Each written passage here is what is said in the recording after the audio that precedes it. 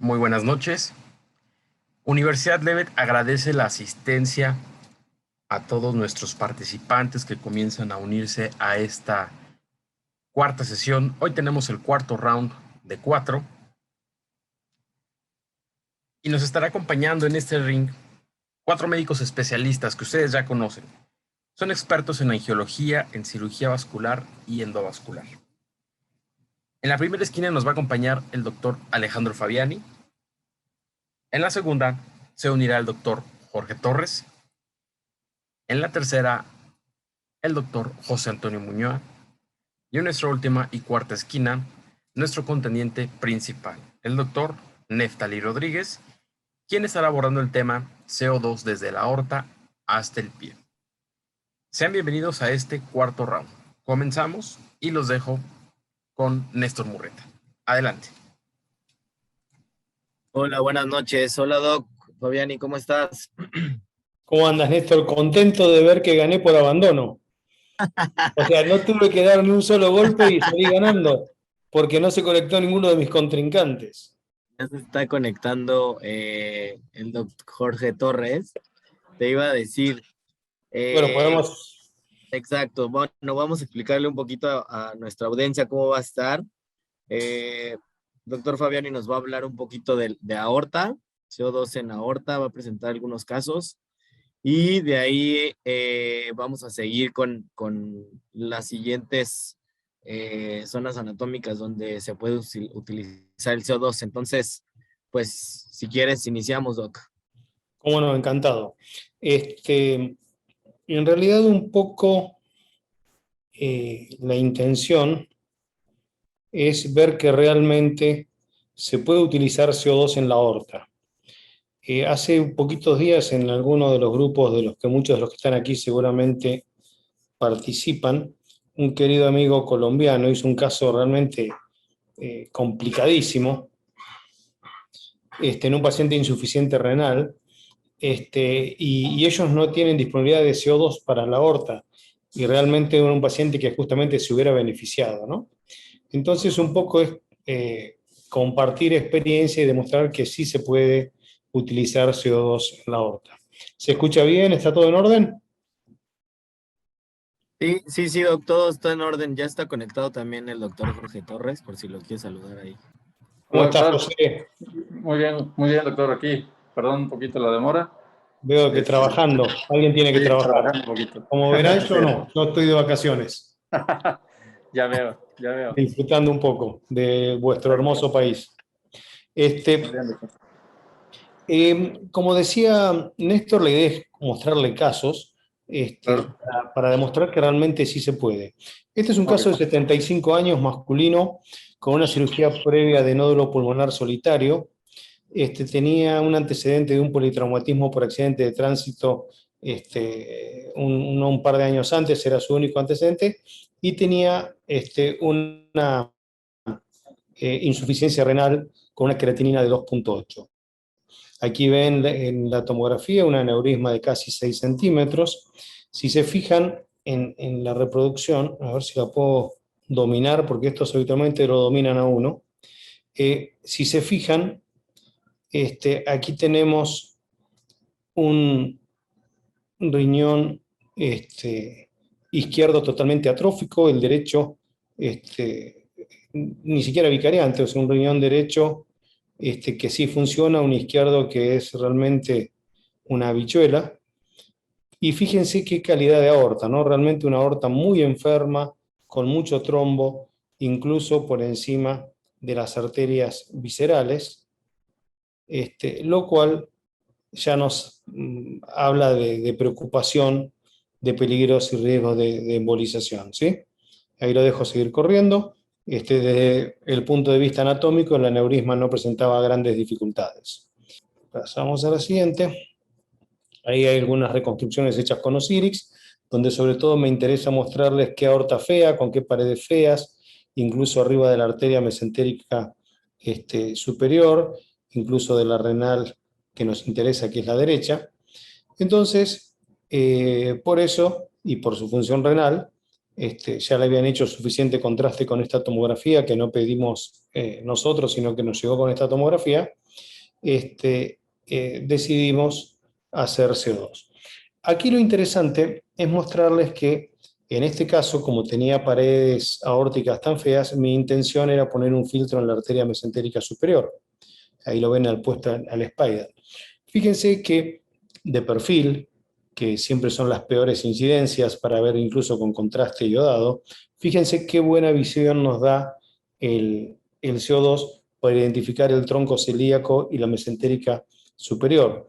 De hecho, lo que hacemos es canularla basados en este ortograma hecho con CO2, la canulamos y ahí esto realmente es 1 mililitro, no 1 mililitro, o sea, en una jeringa de 1 centímetro, esas que son como de insulina, cargamos una décima parte de contraste y la llevamos hasta la mitad con solución salina y obtenemos esta imagen que no es la mejor imagen que se puedan imaginar, pero realmente nos permite ver que sí es la mesentérica superior y nos permite poner el filtro Spider dentro de la mesentérica superior.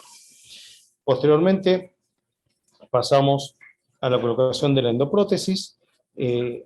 Sin duda era una combinación ideal la de la FX con el CO2 porque es una endoprótesis que realmente requiere muy poco contraste, solamente uno pone el cuerpo principal apoyado en la bifurcación, después hace contraste para identificar las arterias renales y ahí pone de ahí para abajo el CAF.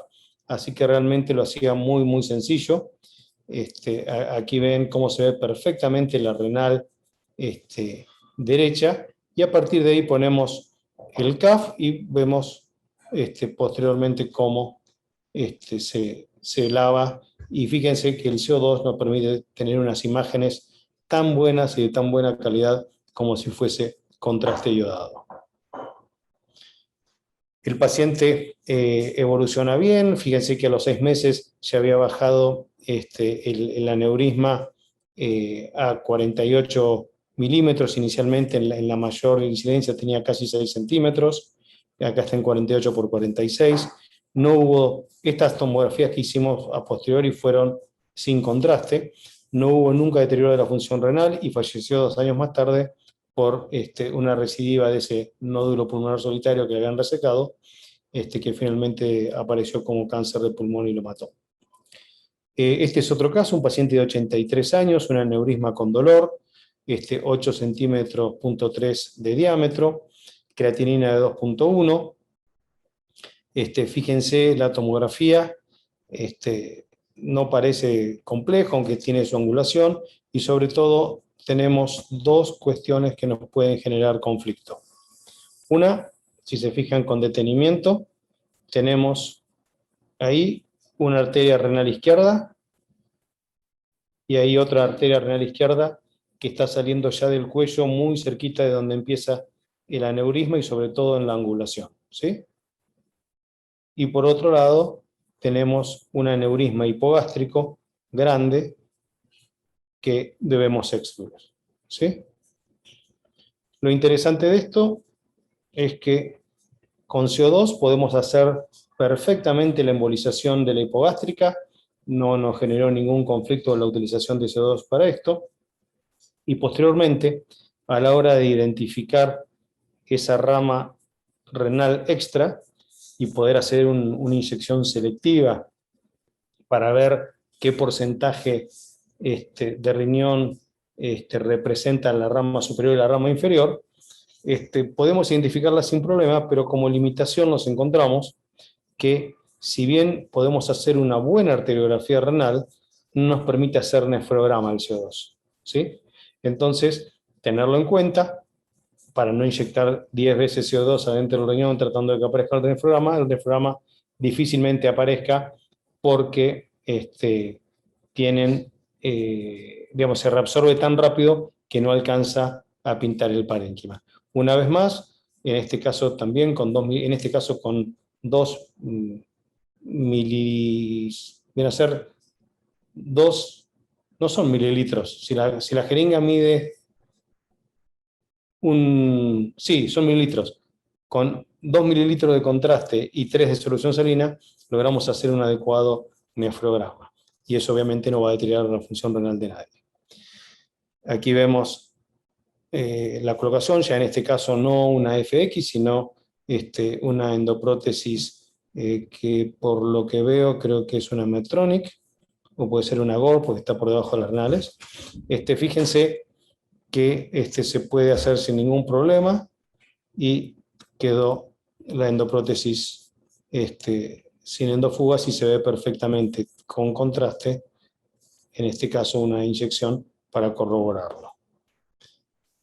Si vamos a la siguiente, vemos que aquí el paciente sigue vivo 4 años más tarde y sin deteriorar su función renal.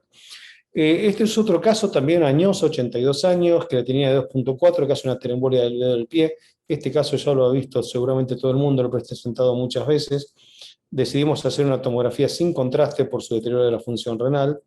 Y fíjense que tenemos una aorta espiculada, llena de calcio por todos lados. Lo que se conoce como aorta Yagi. Hacemos el procedimiento sin ningún tipo de problemas, en este caso también una FX, ¿sí? Usamos ultrasonido, lo desaconsejo usar porque realmente el metal de la endoprótesis no permite ver nada hasta que no está epitelizado, entonces realmente se ve muy poco, pero sí con el CO2 pudimos ver perfectamente bien la ubicación de las renales, ahí entregamos el CAF proximal, y fíjense el control sin ningún tipo de problemas, con una imagen perfectamente adecuada para ver la evolución. Hacemos la angioplastía pertinente y todos felices y contentos. El único problema fue esto, que cuando terminamos nos encontramos con el paciente lleno de livideces. Fue un procedimiento muy rápido.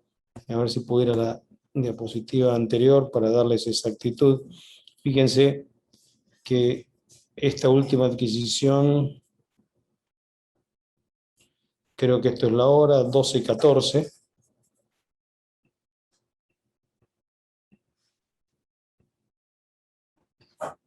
Y si vemos la primera, no, esto es la fecha.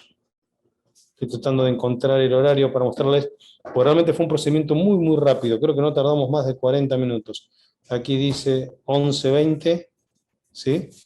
Y en la última,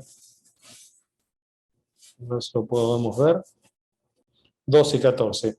Menos de una hora de procedimiento, lo cual es un muy buen tiempo. No es para pensar que estas livideces son por tiempo prolongado de tener los introductores, y realmente lo que era es característico de una ateroembolia. Dudamos que hubiera sido producto del CO2, leímos un poco, no había nada al respecto.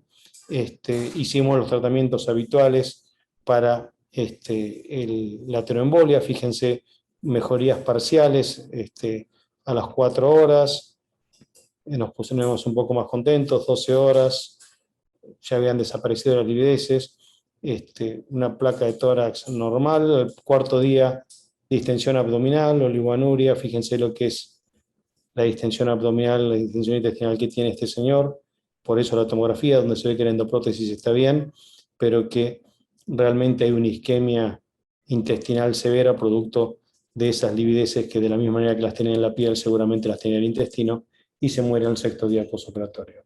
En mi experiencia, la ateroembolia es mortal cuando es masiva. He visto 4 o 5 casos en mi vida, hace poco me tocó uno más, y realmente no perdonan.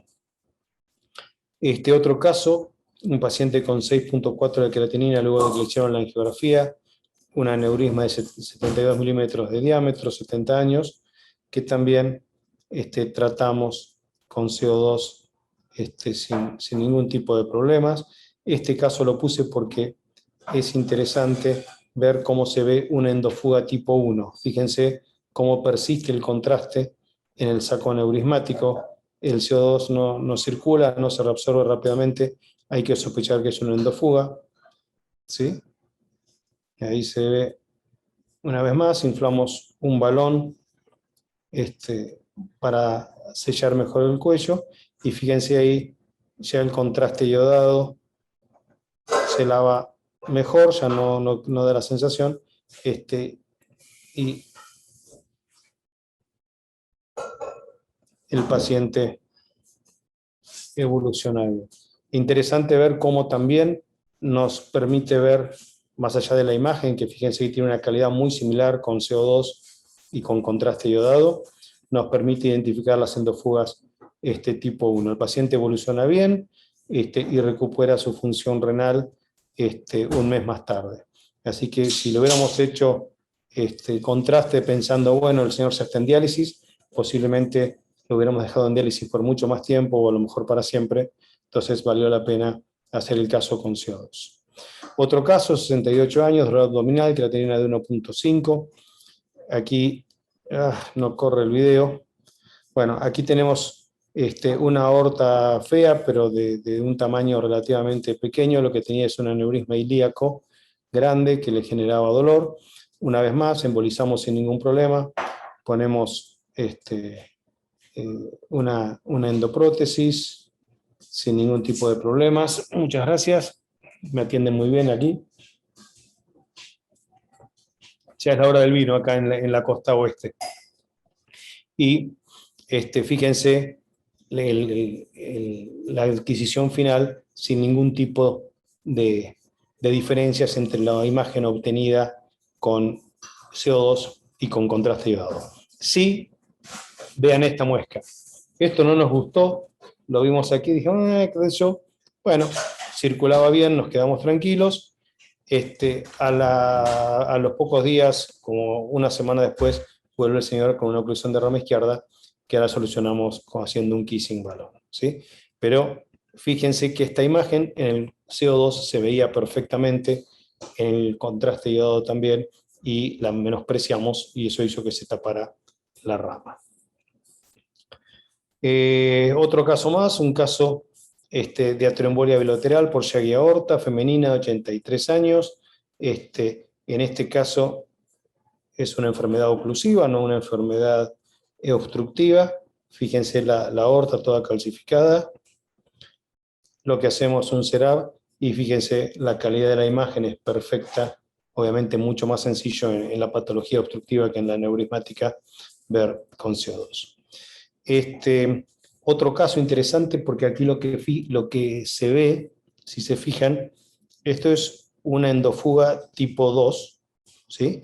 En un paciente que le habían puesto una endoprótesis 10 años antes, un paciente que tenía 102 años, y en los 10 años que llevaba con su endoprótesis nunca se había hecho ningún control. Nos llega a nosotros con el aneurisma roto, y lo primero que pensamos era una endoprótesis antigua, de 20 años llevaba, perdón, con la endoprótesis. Era una de las Medtronic viejas, de esas que se caían. Entonces dijimos, bueno, seguramente ese es el problema, una Talent. Entonces buscamos la endofuga tipo 1, buscamos que haya migrado a la prótesis, nada, estaba puesta a la perfección, no se había movido para nada. Pero sí, se había roto el aneurisma. Entonces seguimos investigando y encontramos que a través de esta rama, que fíjense con contraste común no se ve, fíjense cómo con el CO2 sí se ve el nido de endofuga tipo 2. ¿Sí? Demostró en este caso ser mucho más sensible el CO2 que el contraste iodado para identificar un nido de una endofuga tipo 2. Este trabajo lo publicamos el año pasado en el Journal of Vascular and Endovascular Surgery. Esto es un corte de hace algún tiempo atrás, creo que ahora tenemos algunos pacientes más, 18 pacientes hechos con CO2 en ese momento, 11 de ellos exclusivamente con CO2, y otros 7 con CO2 y menos de 15 mililitros de contraste iodado, casos como los que les mostré recién. Se imaginan que en un paciente, por mucho deterioro que tenga de la función renal, hacer 15 mililitros de contraste realmente no va a alterar su sobrevida libre de diálisis. Tuvimos 100% de éxito técnico, o sea, con el CO2 pudimos poner las endoprótesis en todos los casos sin tener ningún problema, o sea, me refiero a ningún problema técnico a la hora de la decisión de colocar la prótesis. Sí les mostré complicaciones, pero no hubo problema técnico en el momento de la colocación, y dentro de los 30 días no hubo cambios en esos pacientes de la función renal. Tuvimos un muerto por aterombolia, que es ese caso que les mostré, un paciente que entró en hemodiálisis 3 meses más tarde, simplemente por progresión de su enfermedad renal, pero no fue que lo empujamos nosotros porque posteriormente el procedimiento no modificó su creatinina hasta más adelante. Y sí, tuvimos, y creo yo que es casual, no causal, no producto, 2 accidentes vasculares cerebelosos que por suerte se restituyeron a íntegrum, y yo creo que estuvo relacionado con la colocación de guías en la aorta ascendente en pacientes añosos con aortas muy calcificadas. Lo que estamos haciendo en la actualidad es, en el 100% de los pacientes, salvo error técnico, no llevar la guía Landerquist hasta, como hacíamos antes, la válvula, la raíz aórtica, sino dejarla siempre distal a la subclavia. Desde ahí no hemos vuelto a tener este problema. No lo pudimos relacionar directamente con el CO2, aunque sí aparecieron en estos casos, ¿sí? Bueno, eso es todo, muchas gracias, y abierto a las preguntas y a los golpes, pero por suerte no tengo contrincantes, o ya apareció alguno más. Aquí está el doc Jorge Torres, entonces si quieres empezamos a discutir un poquito de esto, Yo le doc. pegué un poco a Jorge el primer día, pero después al final me hice amigo, espero que no me pegue mucho hoy. Nada, llegó el día de la venganza, doctor. Nada, es cierto. Sí, y nada más dulce que la venganza. No. Al contrario, doctor, pues muchas felicidades los casos. Ahora tiene muy buena casuística. Con sinceridad, en nuestro servicio no nos ha tocado un caso específico con enfermedad renal que haya requerido el uso de CO2 para un EVAR. Sin embargo, más que nada tengo algunas dudas, más que nada técnicas de los casos que, en general, ¿no? En general, más que nada, si usted tiene un protocolo establecido en cuanto, por ejemplo, el tipo de empezando por el tipo de anestesia, si siempre para estos casos de CO2, sobre todo por la cuestión del riesgo, ¿no? Que puede conllevar respiratorio o incluso embolismo cerebral, si todos los casos los hace con anestesia general o por ejemplo, con bloqueo, o ya tiene un protocolo establecido. Y número 2, el dispositivo que está empleando para hacer los disparos, las sustracciones y la infusión, la presión que está manejando para adquirir esas imágenes. Bien. Con respecto a protocolo no tenemos nada establecido, pero te diría que yo, salvo contraindicación absoluta, el 100% de las aortas las hago con anestesia general. Ok. Porque me cuesta mucho luchar contra los anestesiólogos que no le hagan sedación. Y vos cuando haces una aorta necesitas un paciente dormido o despierto, no algo intermedio. Porque si no, respira cuando no debe, y sobre todo cuando seas CO2 que necesitas sí o sí hacer sustracción, es imposible si el paciente no está o bien despierto y obediente o dormido. Como habitualmente, sobre todo al principio, hacíamos mucho más disparos de los necesarios, ¿sí? Porque pruebas con uno, no te gusta cómo se ve, subes un poquito más el catéter, en realidad lo bajas, porque siempre el CO2 hay que inyectarlo un poquito más abajo de lo que uno espera.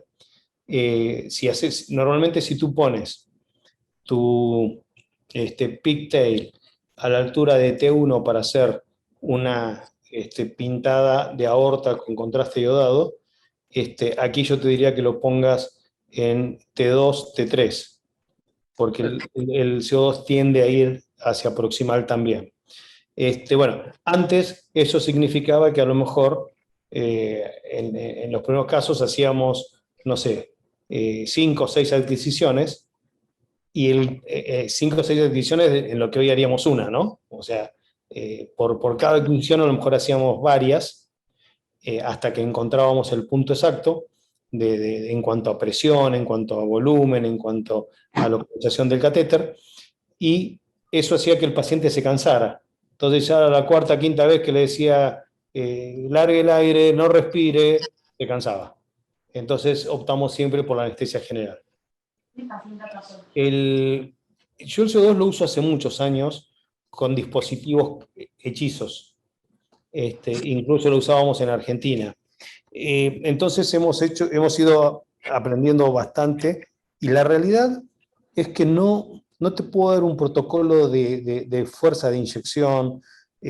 Normalmente yo lo que hago al equipo Commander lo pongo entre 5 y 10 como marca la indicación, y así directamente inyecto el volumen normalmente de 20 o 25 mililitros, pero ni siquiera con fuerza, sino como una inyección constante que hace que se pinte.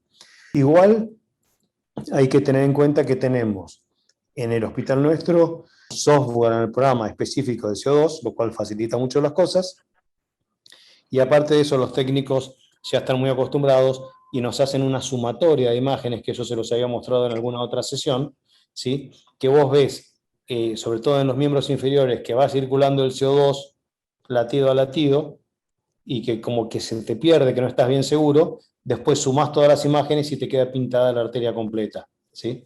Eso en la aorta a veces también lo hacemos dependiendo de la calidad de imagen que tengamos. Perfecto. En ninguno de los casos, doctor, vi que utilizara, independiente del ultrasonido, que lo vi que lo Una usan prueba y en no sirvió algunos de nada, casos. Sí. ¿Me escucha, doctor? Sí, sí, te decía Ok. eso, el ultrasonido transabdominal fue Ajá, una vi que prueba y ninguno no de nos los sirvió de casos nada. lo usó de manera, para elegir el sitio de liberación.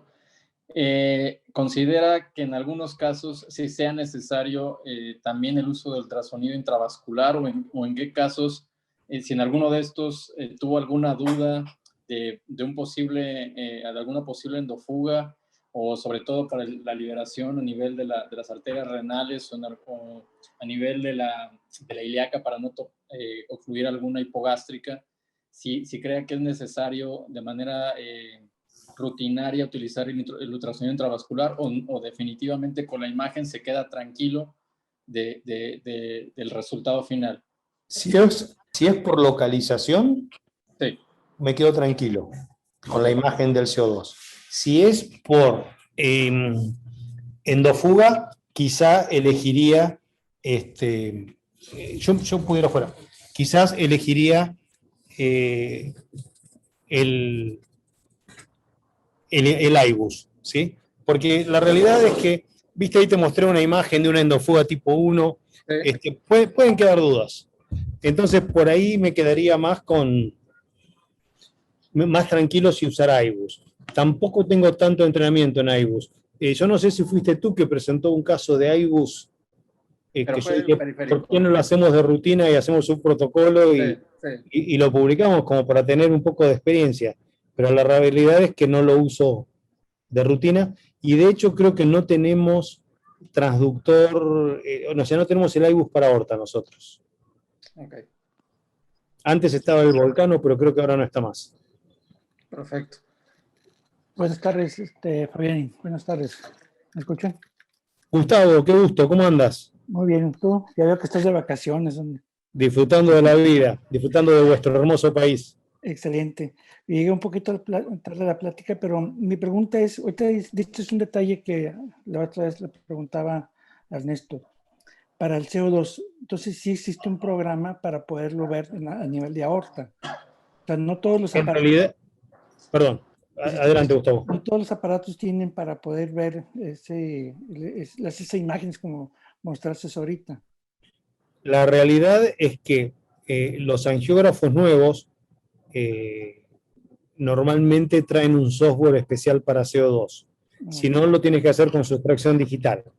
Sí. Yo lo he hecho a veces con un arco con sustracción digital. En Argentina lo hacíamos con sustracción digital porque no teníamos software de CO2 y se ve, pero la calidad de imagen con el software de CO2 es superior, sin duda. Y se usa para todo, no solo para aorta, para miembros inferiores. Sí. Yo diría que en aorta es más fácil ver con sustracción digital, podés. En miembros inferiores, para ser muy detallista, me parece que es más importante tener el software de CO2. Y otra pregunta, con respecto a las angiografías, bueno, a nivel visceral, lo que comentaste ahorita, pues más bien fue por la cantidad de CO2, lo que te pasó por la isquemia visceral. No, ¿El paciente ese? De hecho, lo investigamos, estuvimos buscando bastante. Desafortunadamente no era un paciente mío que yo conocía Ujú. a fondo, sino que es un paciente de Eduardo Vladinieres, que confiadamente trae un paciente para que lo operemos juntos y se lo devuelvo muerto. Yo me ha tocado ver, como decía, 4 o 5 casos de ateroembolias masivas y son características. De hecho, cuando terminamos, yo lo destapé al paciente y le dije, Eduardo, este paciente se va a morir. Me dice, pero ¿cómo? Se quedó todo perfecto. Le digo, mira, esto es ateroembolia. Incluso lo he visto con cirugía abierta, ¿Abierta? Sí, sí, no sí. solo con endovascular. Ujú. Cuando son ateroembolias localizadas en un pie, en un miembro de la rodilla para abajo, eso normalmente con prostaglandinas y soporte y líquidos Sí. suelen mejorar sin dejar ningún tipo de secuelas. Pero cuando son masivas, hace poco tuve una que compartí alguna imagen, no sé si lo viste en algún Sí, sí lo vi. grupo. Sí lo vi. Ujú, Bueno, ujú. esa era peor que esta, de hecho, y la paciente se murió al tercer o cuarto día.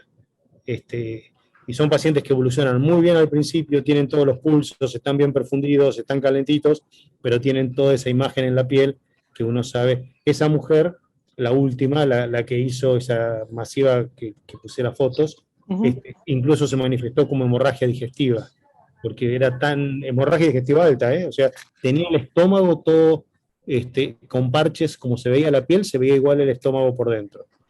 Ok. Un horror. Entonces, por ejemplo, no hay un límite con respecto a nivel visceral, o a decir, no sé, 200 o 300 de CO2. Mira, la realidad es que hay quienes eh, hablan de dejar pasar tantos minutos entre inyección e inyección, de moderarse con el volumen. Yo he hecho cantidades astronómicas de CO2 desde hace muchos años. No tengo, o sea, no tengo regla de esperar. Yo hago una inyección, no me gusta cómo quedó, inmediatamente repito la siguiente y no he tenido por eso complicaciones. Yo confío en que, confío no, el CO2 se reabsorbe rápidamente, se elimina por vía pulmonar, no debería generar ningún conflicto. El problema es cuando lo contaminas. Ok. O sea, si tú estás mandando 10 mililitros de CO2 y 2 mililitros de aire, esos 2 mililitros de aire pueden ser mortales, porque sí se van a ir a la víscera y van a ocluir una Como una arteria molla gaseosa. como una embolia gaseosa, porque ese no se No se absorbe. absorbe rápidamente, no difunde rápidamente como el CO2. Pero con el CO2, sí.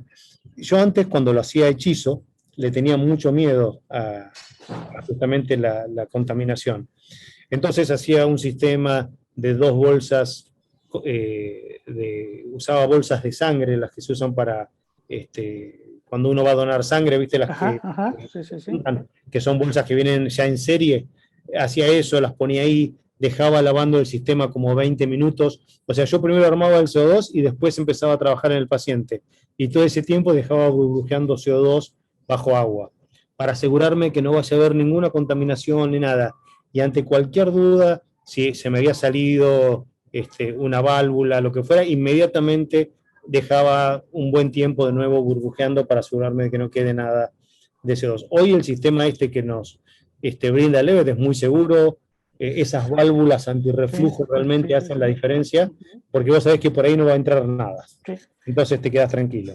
Yo igual soy de purgar, o sea, por más que sé que eso lo hago, yo cada inyección que hago, si no es una tras la otra, ¿no? Si por alguna razón hago una maniobra entre inyección e inyección, lo que hago es en el introductor o en el catéter poner una llave de 3 vías que purgue sangre en forma retrógrada, hago una inyección de CO2 hacia afuera y Ajá. después hago la angiografía. Son, Ok. digamos, como seguridad que uno toma a veces extrema y posiblemente innecesaria, pero no cuesta nada hacerlo y te quedas más tranquilo. No, te da más seguridad.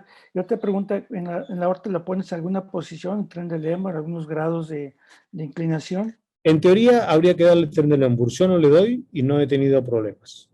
Porque bueno, yo he estado iniciar a usar el CO2. De hecho, ha estado Ernesto ahí.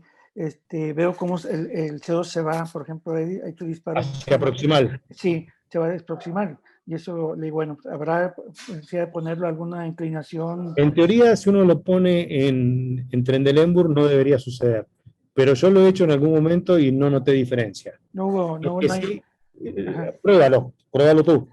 O Ujú. sea, yo no encontré una diferencia que valía la pena, pero sí, como decía, vos normalmente siempre cuando querés hacer una inyección para ver dónde están las renales, Ujú. te vas más arriba. Prácticamente pones tu pigtail a la altura del diafragma, o un poquito más abajo apenas. O sea, lo pones en T1, perdón, en L1, ¿sí? En la vértebra lumbar 1.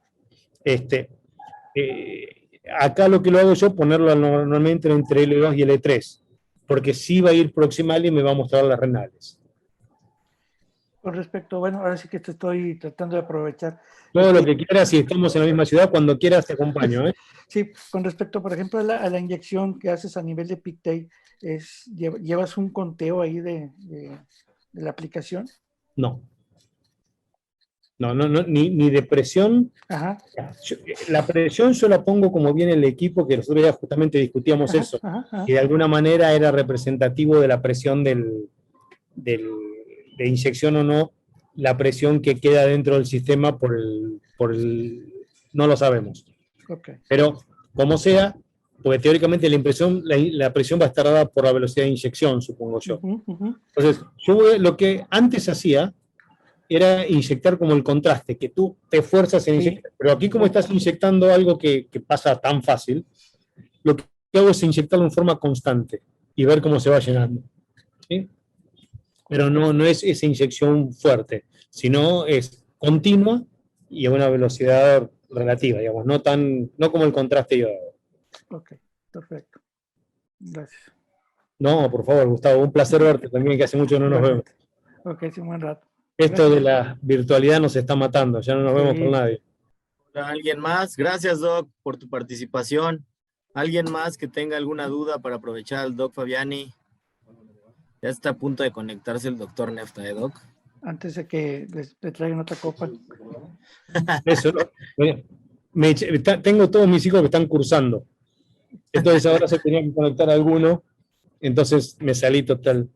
Yo podía estar acá afuera y listo. Esos están con clases online. Y me quedó el vino adentro, Oh, qué caray. ¿Dónde andas, Fabián? en Nueva Vallarta. Ah, excelente. Está muy bonito ahí. Bueno, no sé. ¿Alguien más o esperamos a que se conecte el Doc Fabiani y empezamos con su presentación? ¿Nadie tiene dudas? Pues yo creo que les aprovecho. Bueno, les tengo dudas, pero ya cuando estemos en el sector ahí de vasos tibiales. Por ejemplo, Doc, tú cuando estás en vasos tibiales, ¿qué usas algún catéter soporte para darle mayor flujo, Doc? Mira, sí, para mí es muy dinámico esto. Yo tengo pacientes que te puedo mostrar, que de hecho compartí alguna imagen cuando Muñoz habló de eso, que estoy inyectando en la aorta y veo el arco plantar. Y otros pacientes que se te dificulta incluso ver la femoral. Entonces, dependiendo de eso, voy a bajar catéter o no. Si no tengo una buena imagen desde el introductor femoral, que uno habitualmente lo hace isocorriente, en estos casos que va a las tibiales, ¿no? O sea, tendrías el introductor metido como mínimo 7 centímetros dentro de la femoral superficial. Si inyectando desde ahí no tengo una buena visión, le bajo un catéter hasta la poplitea. Y si con eso incluso no es adecuado, me voy selectivo, ¿no? Al vaso que corresponda. Normalmente desde la poplitea obtienes buena imagen, pero sí ahí es fundamental la sumatoria de imágenes. Eso es una cosa que no sé, Gustavo, si se puede hacer con equipos de sustracción que no tengan programa de CO2. Creo que sí se puede, que es que te suman las imágenes.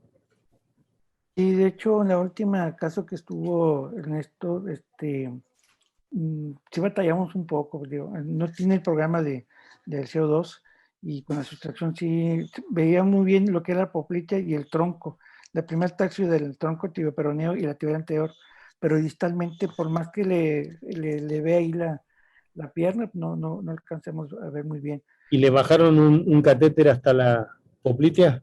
Sí, Igual lo veían.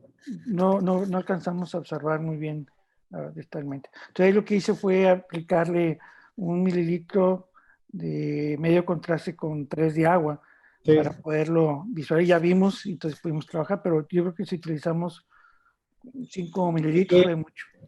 A veces uno se encapricha en querer hacer las cosas con CO2 y la verdad es que no vale la pena.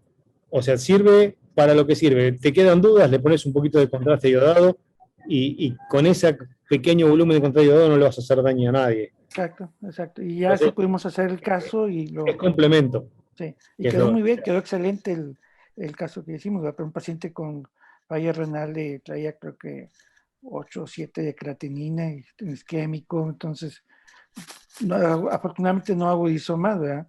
Le puse, yo creo que fueron como 5 en total, pero sí tuve que hacer un mililitro con 2 de agua para completar 3 y para visualizar bien y trabajamos excelente, se pronunció muy bien.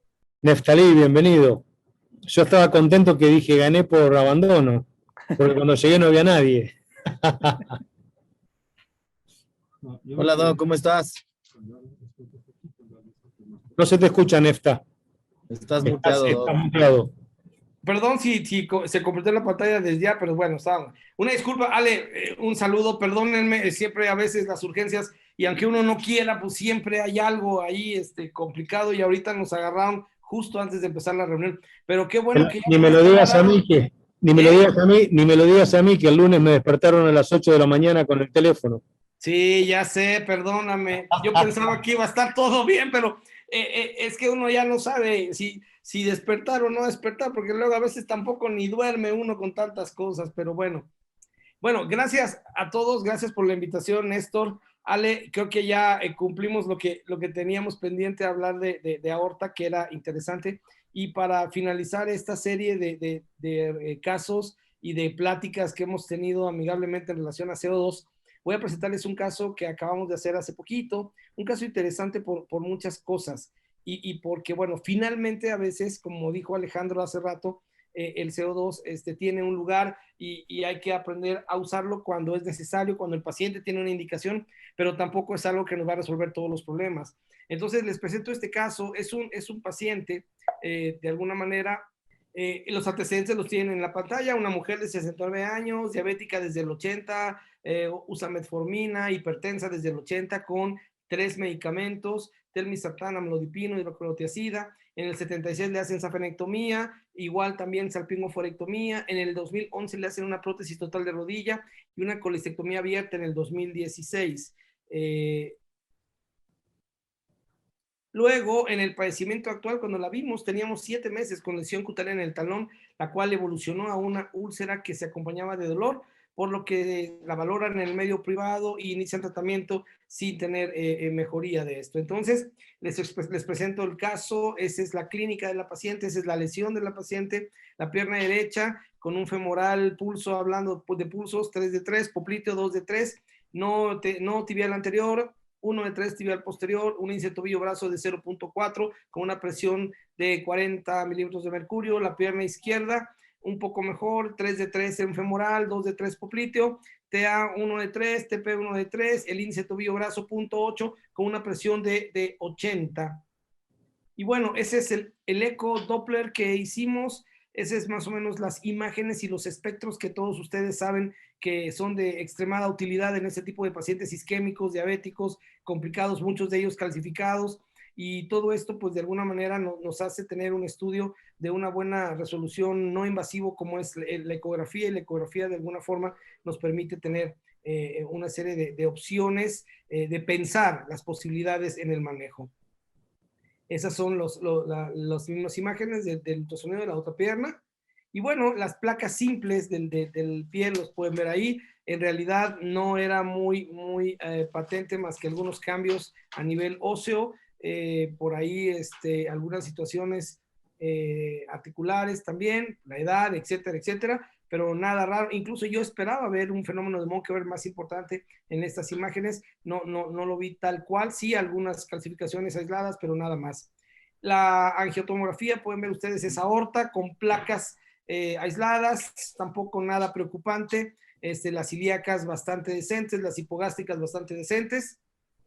Hacia abajo, pues tienen ustedes, ahora sí, ya empezando en la pierna afectada, vean esa lesión arriba en la ilíaca, calcificada, evidentemente, pues desde ahí pensábamos ya en algún problema. Vean ustedes también la arteria femoral profunda, cómo se ve también con calcio, con algunos datos ahí de problema, pero en general nada tan serio. Les estoy mostrando ahí en esa imagen todo el segmento que teníamos ahí con problema. Vean en la imagen lateral cómo se aprecia. Y bueno, más abajo evidentemente pues ya pueden apreciar lo que realmente teníamos.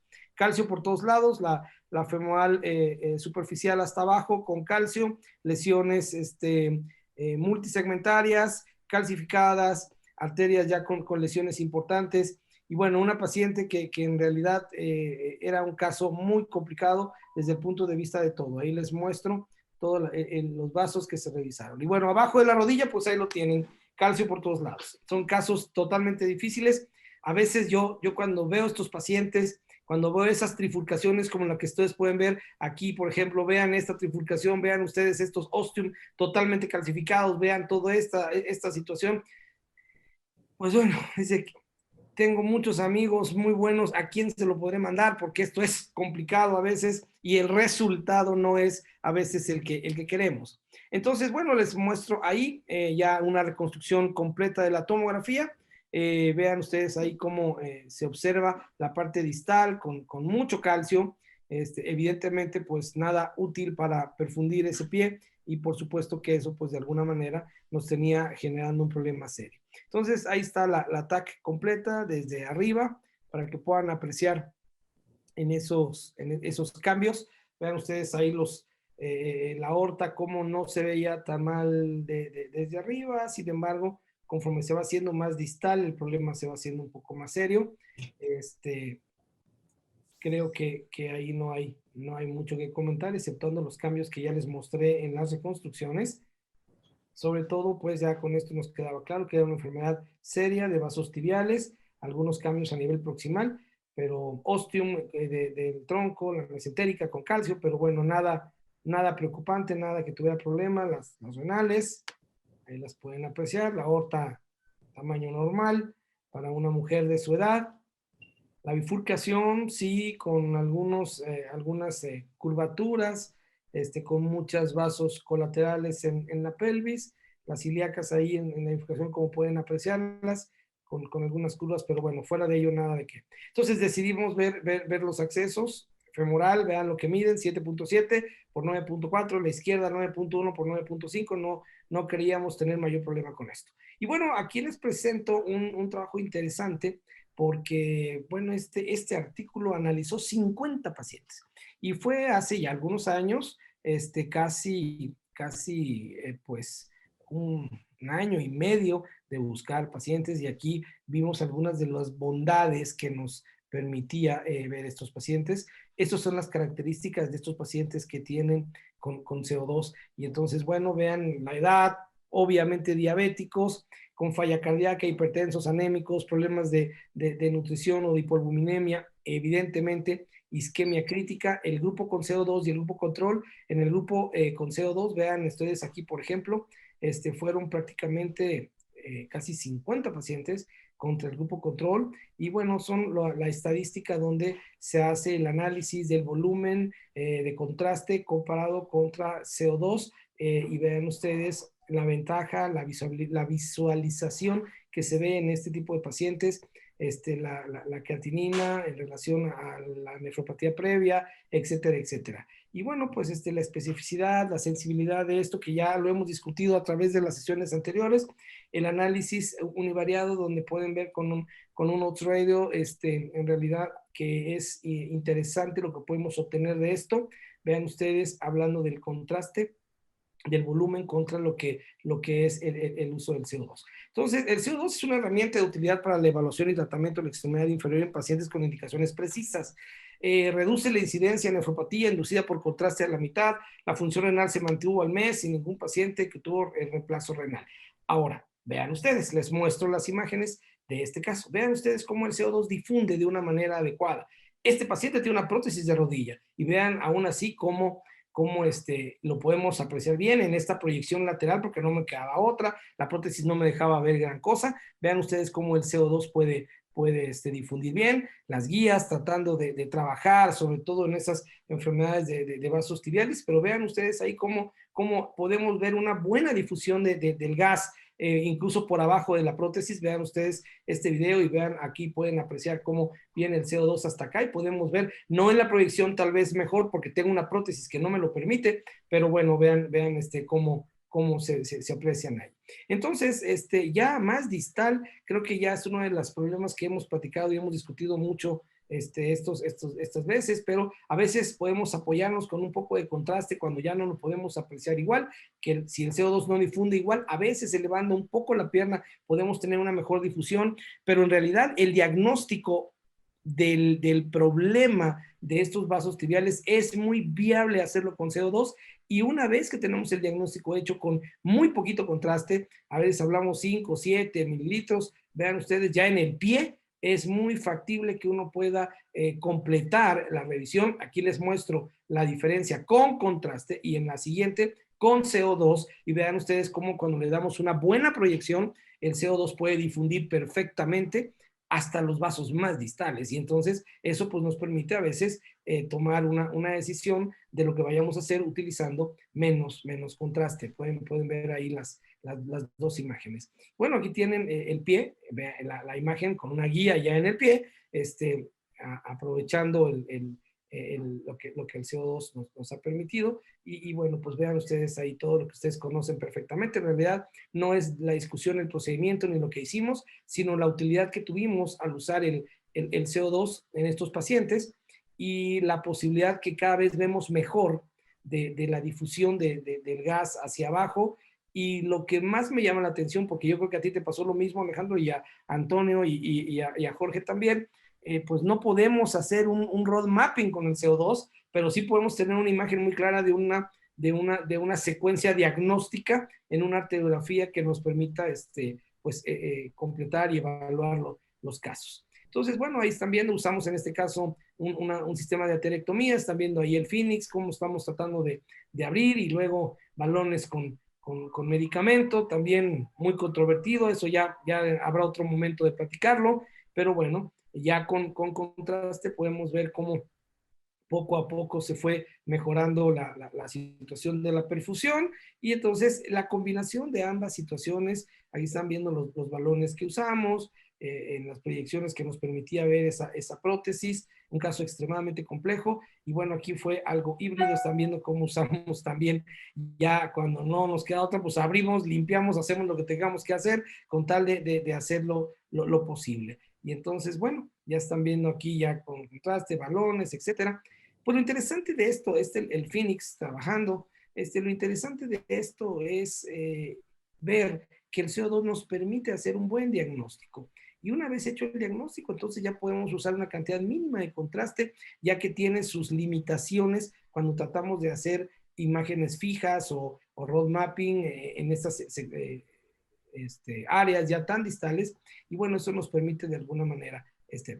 Bueno, yo creo que fuera de esto no creo que haya mayor situación. Esto fue lo de la revisión del aterotomo que hicimos en este mismo paciente. Y bueno, ante esta situación y por obvio del tiempo, era lo que queríamos platicar. Para mí, después de estas 4 sesiones en 4 meses diferentes, creo que me queda muy claro que el CO2 tiene un papel importante dentro del diagnóstico de la enfermedad arterial, sobre todo en pacientes bien selectos, bien elegidos. Salvo su mejor opinión, creo que un paciente con daño renal inicial, para no empeorarlo, vale mucho la pena hacer el diagnóstico de esta patología con CO2 y después utilizar mínimas cantidades de contraste para poder completar los procedimientos y apoyarse en toda la tecnología que habitualmente tenemos. Entonces, pues, no sé, Ale, ¿tienes algún otro comentario, crítica, regaño por llegar tarde? Te podría pegar duro, pero no lo voy a hacer. Porque los otros días fuimos juntos a Valquiria. Ok. Y nos mojamos un poco. No, es correcto. La realidad, que yo lo que siempre aconsejo es que cuando uno está empezando a hacer CO2 a todos los pacientes, no exclusivamente al que lo necesita. para hacer tu curva de aprendizaje y ponerte todo el contraste que quieras cuando no estás convencido. Y también para tomarle confianza, porque dime si no lo has hecho tú y lo mismo, no me sale, nuestro otro contrincante. Jorge, Toño Jorge, ¿cómo estás? Muñoz. No te veo. No me digas que no has tenido la tentación más de una vez de que haces una imagen que ves bien con CO2, pero por la duda le pones una con contraste al lado, ¿sí? Sobre todo cuando estás empezando. Sí. Entonces, qué bueno poder hacer toda esa curva de aprendizaje con pacientes en los que no es mandatorio hacerlo, de manera que cuando te toca un paciente que sí o sí lo tenés que hacer 100% con contraste o lo más posible, poder confiar en tus imágenes. Yo personalmente en una época hacía todo lo que podía con CO2, el mismo reclamo que hemos hecho en las 4 sesiones, que es que le bajen el costo de manera que sea muy accesible y lo podamos hacer sin ningún problema, porque si no yo lo limito a los pacientes que tienen seguro y ese tipo de cosas, pero si se pudiera hacer todos los pacientes con CO2 sería ganancia, Claro. porque no le estás haciendo ningún daño y tenés la posibilidad de aprender cuando no lo requiere exclusivamente. Sí, yo creo que eso es interesante y estoy de acuerdo contigo. Yo creo que entre más lo usemos, más aprendemos.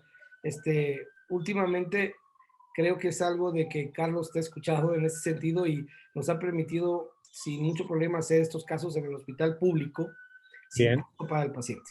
Entonces, por ejemplo, hoy tuvimos oportunidad de hacer un par de casos en el hospital sin costo y eso nos permite ir cada vez aprendiendo más. Incluso es difícil porque a veces nuestro mismo técnico de radiología no tiene funciones o el software tiene funciones que podría sernos muy útil simplemente moviendo un botón, cambiando una imagen y a veces nos da una mejor resolución. Entonces, yo estoy de acuerdo en eso, en que si todos se pudieran hacer así, todos se pueden hacer así, sería fabuloso porque tendríamos una muy buena curva de aprendizaje desde la aorta hasta el pie, pero a veces no es posible. Y lo otro es, lo que nosotros hacemos es usar el equipo que nosotros tenemos es Siemens, no es de lo mejor, te digo sinceramente, en calidad de imagen, no es que yo digo es el mejor equipo, pero sí tiene una función que es muy adecuada que se llama superposición, ¿sí?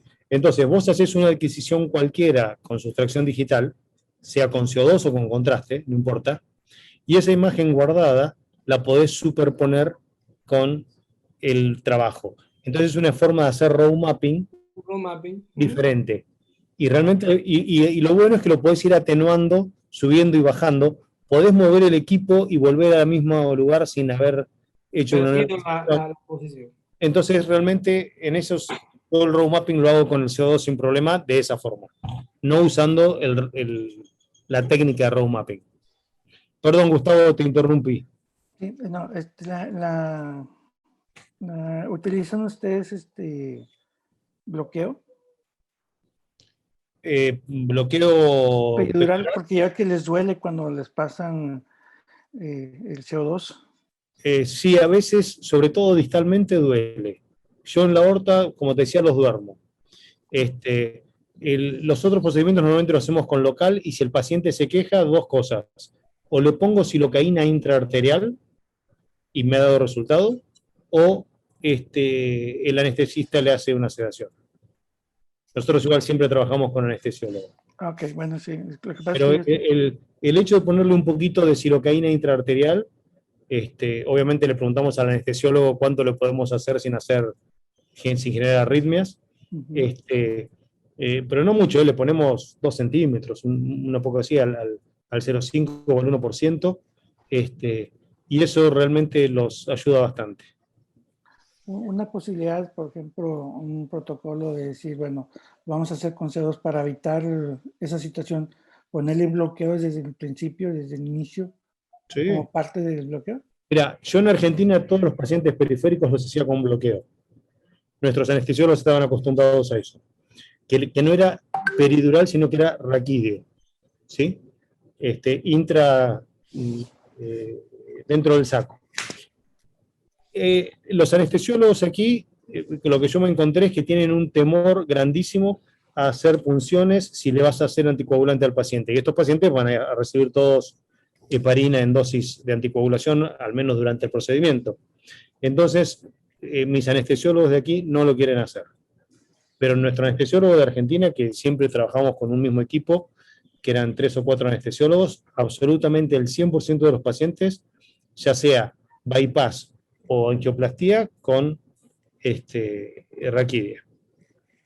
Acá, esto es una cuestión bien interesante, Alejandro, y déjame decirte algo. Sí tienes razón en ese sentido, de que los anestesiólogos habitualmente no quieren bloquear a un paciente por otras razones, pero en el hospital, por ejemplo, estos últimos pacientes, muchos de ellos con isquemias críticas, muchos de ellos con dolor de reposo, dentro del protocolo que se tiene, es ponerle un bloqueo, y ese bloqueo le va a controlar. Claro, le va a controlar el dolor, le va a generar vasodilatación y además es extremadamente útil pues, para que no le duela nada de todo el CO2 que le botamos adentro. Entonces, los pacientes que tenemos con isquemia crítica, con dolor, etcétera, sí, en el 20 o en algún hospital de los hospitales privados donde trabajamos, los anestesiólogos que trabajan con nosotros saben que si es un paciente arterial con isquemia crítica, va con bloqueo. Y bueno, pues tendrán que perderle el miedo, tendrán que hacer lo que tengan que hacer para que el paciente Tornes va a salir anticoagulado y vas, mira, aquí tengo el juguetito ahorita, pues lo acabo de, vengo saliendo, ese es el que Néstor nos los quiere vender ahorita carísimo, pero pues ahorita me lo prestaron,